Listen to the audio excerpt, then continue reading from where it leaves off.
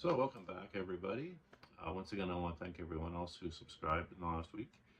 Appreciate you being here and appreciate the support. So for today's video, I'm doing continuing a series I started a while ago on Rush, every album, discography. And today we've reached a pretty epic one. This is Moving Pictures, 1981 release. This came after Permanent Waves. They had been on tour, finished their tour in 1980 for that album. They were scheduled to take a break 2 years. They were thinking of releasing a second live album in that time. That was the plan. But Neil Peart got so excited about some of the things they were playing around with in soundcheck during the tour. He got the rest of the guys excited about it and wanted to get it down as soon as possible, get back to recording. So they made the arrangements. Management canceled all the other plans and went ahead and go forward with this. So they went and started doing the writing and arranging in Toronto, I believe. And then when they went to go record it, I think in November, it was in Quebec, a city in Quebec. Not Montreal, but another one. I can't recall off the top of my head. And they went ahead, and then it was released the next year. And what we have is maybe their most complete piece of work. It features probably their most famous song, Tom Sawyer, and this is also their biggest selling record, as far as I know. And yeah, it's a classic, let's be honest. 7 tracks and very little to complain about on this one. So let's get into that. Tom Sawyer. As soon as you hear that opening piece, you know, I mean, the drums and the keyboards and everything that kick in, it's so obvious, right? And everyone knows that song, even if you don't even like Rush, you know. And so a little background on that. Previously in 1980, I think this was, the whole band worked with the band Max Webster on this record. They performed on the song Battle Scar, and I think they did some production work on here too. I'm not sure, but they were very involved with this. And this band featured Kim Mitchell, who went on to have songs like Patio Lanterns and Go for Soda as a solo artist. But Max Webster was fairly decently successful in Canada. And then Kim Mitchell, left and became a big solo artist. But one of the guys in the band, who was basically a lyricist only, he was a poet and lyricist. He worked with this band and he did some work with as well. And one thing is he'd written a poem and he brought it to them with the idea that they could develop it into something more, which they turned into Tom Sawyer, adding in the aspects of the Mark Twain character and other things that were mentioned in this poem that, this guy, sorry, his name was, in case I didn't say it, Pi Dubois. And he also went on to work with them later on a few times, and he worked with them, I think the last time he worked with them with their lyrics and stuff was on Tesseract, apparently. So, yeah.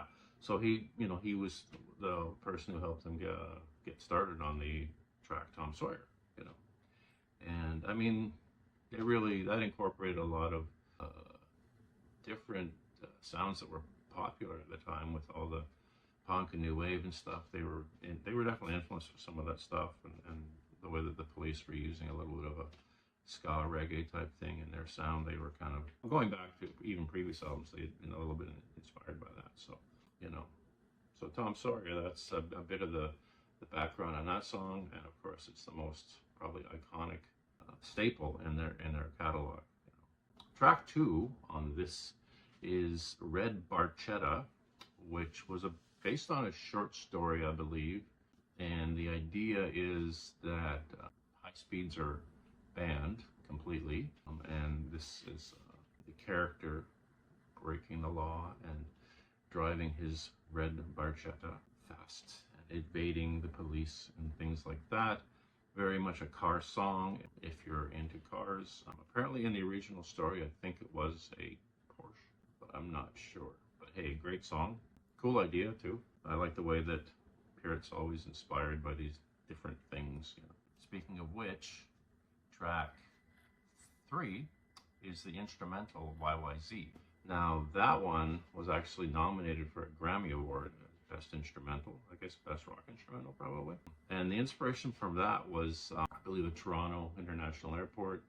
It was YYZ is the code for the airport, the same way that like in Vancouver it's YVR, that kind of thing. And the initial tone that you hear at the beginning of the song is actually the Morse code of the, the code for like a YYZ for the airport, and that he'd heard Neil Peart, and it had inspired him, and he kind of started developing it and worked with the band on that. I believe Geddy Lee said that initially it was just him and Neil working on. It was just like a bass and drum type thing initially, and that Alex wasn't involved that much until later, and then he came in and brought in his lead guitar work and all that. So that's pretty fascinating. A great song, concert staple. I mean, I saw them 3 times. I played it every time, and it's a highlight of the show for sure. And next up, the last track on side 1 is the song Limelight, which is about fame, the good and the bad, people seeking it, you know, what comes with it. And, you know, this is something on Neil Peart's mind, obviously, something that he found an interesting topic and something that I don't think he was always that comfortable with, but makes for a great song. Super catchy track. One of the, I mean, just almost as iconic as Tom Sawyer, but not quite, but close. And they did name their documentary off it, Beyond the Lighted Stage, you know. And yeah, great track. Also, a good scene if you've ever seen the film I Love You Man. There's a scene when they see them in a special secret club show and they're playing Limelight, and that's pretty wild. Yeah, pretty cool. So kicking off side 2, we have The Camera Eye, which has unofficially 2 parts, New York and London. Neil wrote the lyrics while walking in each of these 2 cities, and that inspired the words. This is one of the longer tracks on here, 10-minute plus. One of the last really super like 10-minute plus songs they did for a while. I don't know if they did any more after that. Yeah, this one is 10:53. It looks like. Yeah, so this is my nice copy for $2.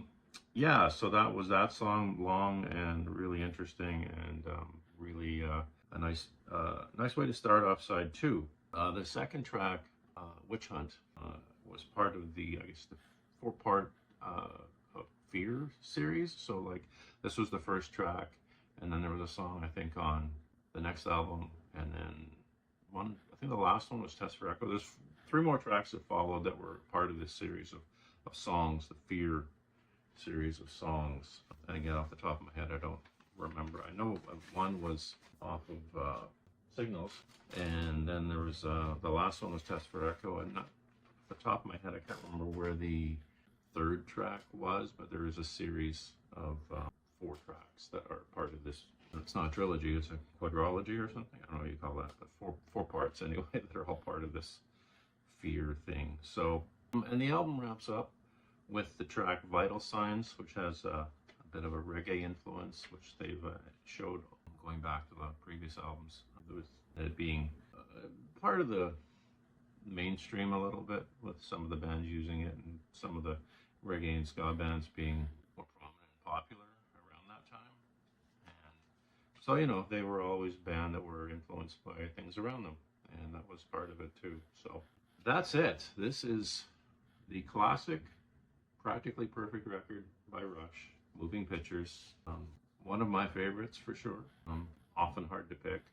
But I mean, it was a run. I think it was a run of amazing records when you go from 2112, which is where their career almost disappeared, and that from there, and everything was just so good, and the progress they made, record to record, seemed like they got better and better and better. I don't know if that continued, even though I like Signals. I don't know if it's on the same level as this stuff, but you know, still great.